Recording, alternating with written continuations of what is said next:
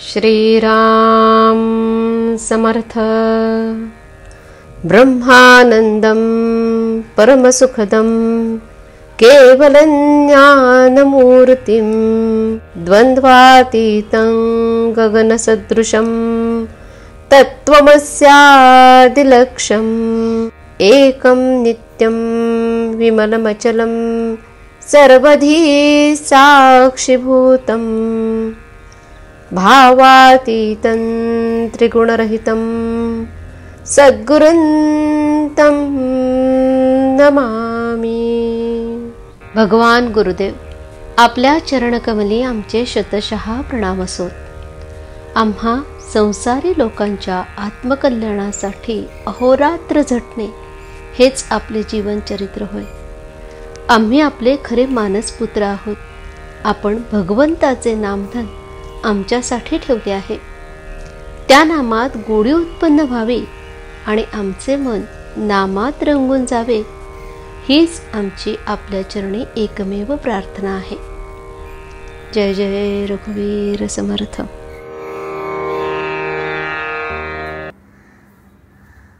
सद्गुरूला शरण जावे. प्रत्येक जण पोटाला खायला मिळावे म्हणून खटपट करीत असतो, परंतु आपल्या इच्छेप्रमाणे आपल्याला मिळते का? नाही. म्हणून जर आपण विषयाकरता इतके झटतो तर देवाच्या प्राप्तीकरता श्रम करायला नकोत का? संत सांगतात तो मार्ग चोखाळून पाहावा. एकदा ठाम विचार करून आपण ज्याला गुरु कल्पिला तो सांगेल तेच साधन मानावे. गुरु देहातच असावा हे मानणे चूक आहे. गुरु हे देहात कधीच नसतात. गुरु प्रत्यक्ष देवच आहे अशी भावना ठेवून वागले पाहिजे. अशी भावना ठेवून वागले म्हणजे गुरु कसाही असला तरी तिथे प्रत्यक्ष देवाला येणे भाग पडते. गुरु सांगेल तसे आपण नेहमी साधन करीत राहावे. तसे साधन करीत राहिले म्हणजे आपल्याला देवाची प्राप्ती होते. गुरु नामाशिवाय दुसरे काय सांगणार? त्यातच आपण सदा राहावे. जो खरा साधनात राहतो त्याला ह्या सर्व गोष्टी आपोआपच साधत असतात. म्हणून आपण गुरुला अनन्य शरण होऊन तोच सर्व करतो आहे हे मानून जे होईल त्यात आनंद मानित जावा. भगवंताबद्दल जिज्ञासा उत्पन्न होणे ही खरी भाग्याची गोष्ट आहे. असा जिज्ञासू शिष्य भेटला तर गुरुला देखील आपले स्वतःचे सार्थक झाले असे वाटते. श्रीरामचंद्रांची जिज्ञासू अवस्था पाहून वसिष्ठांना फार आनंद वाटला आणि ते साहजिकच आहे. संतांनी एकच देव, एकच साधन आणि एकच गुरु मानला. त्याचप्रमाणे आपण एका नामात राहण्याचा प्रयत्न करावा. मुलगा हसत खेळत असताना बाप त्याला घेतो, पण रडू लागला की खाली ठेवतो. याच्या उलट मुलगा रडत असला तर आई त्याला घेते.